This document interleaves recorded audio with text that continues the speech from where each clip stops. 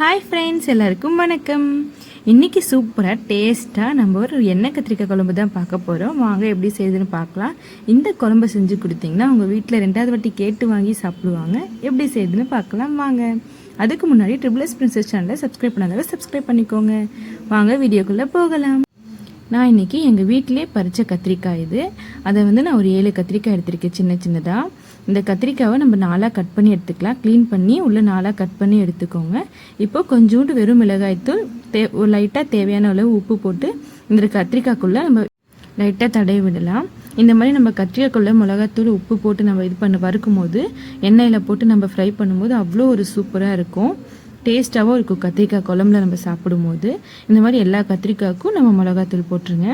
போட்டுட்டு இதை நம்ம எடுத்து வச்சிடலாம். இப்போ மறுபடியும் நான் கடாயை வச்சுட்டு ஒரு 2 டேபிள் ஸ்பூன் எண்ணெய் ஊற்றிக்கிறேன்.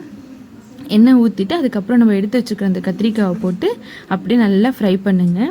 நான் ஸ்டவ் லைட்டாக ஸ்லோ பண்ணிவிட்டு நான் இருக்கிற கத்திரிக்காவை எடுத்து வச்சுருக்கிறது எல்லாத்தையும் போட்டுருவேன். போட்டுட்டு அது ஒரு பாதியாக வெந்தால் போதும். நம்மளுக்கு பாதியாக கத்திரிக்காய் வெந்திருந்தாலே போதும். இப்போ அது எல்லாத்தையும் நல்லா ஃப்ரை பண்ணி விடலாம்.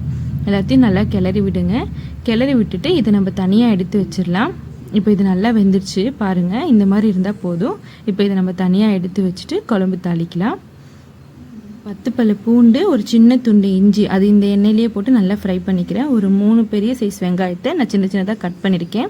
அதுவும் இதிலே போட்டு நல்லா வதக்கி விடுங்க. இந்த வெங்காயம், இஞ்சி, பூண்டு இதெல்லாமே நல்லா வதங்கணும். வெங்காயம் நல்லா வதக்கி செய்யும் போது குழம்பு இன்னமும் நம்மளுக்கு ருசியாக இருக்கும். இப்போ இதெல்லாம் நல்லா வதங்கட்டும். இது நல்லா வதங்கி விட்டுட்டு இப்போ நான் தக்காளி ஒரு 2 தக்காளியை நல்லா கட் பண்ணி வச்சுருக்கேன். அதுவும் போட்டலாம். ஒரு பெரிய சைஸ் தக்காளி 2 தக்காளி.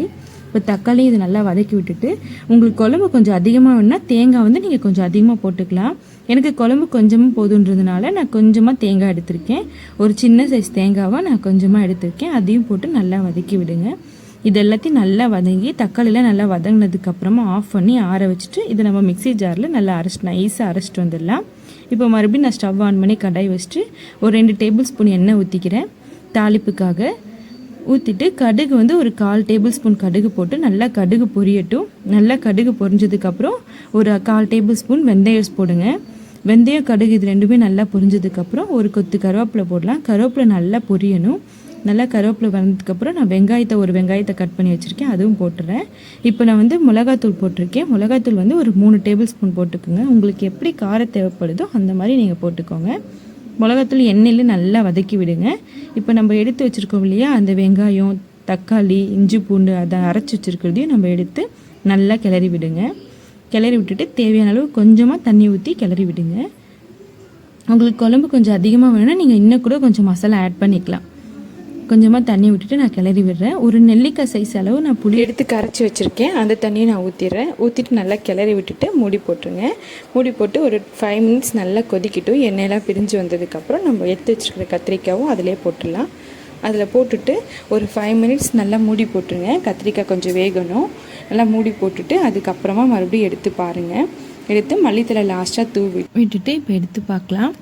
அப்படியே கிளறி பாருங்கள், எவ்வளோ சூப்பராக எண்ணெய் கத்திரிக்காய் குழம்பு ரெடி ஆகிடுச்சு பாருங்கள். இப்போ ஆஃப் பண்ணிவிட்டு சர்வ் பண்ணலாம். இந்த மாதிரி நீங்கள் செஞ்சு கொடுத்தீங்கன்னா செகண்ட் டைம் கேட்டு வாங்கி சாப்பிடுவாங்க. அவ்வளோ டேஸ்ட்டாக இருக்கும். நீங்களும் உங்கள் வீட்டில் ட்ரை பண்ணி பாருங்கள். Tata, bye bye, love you all.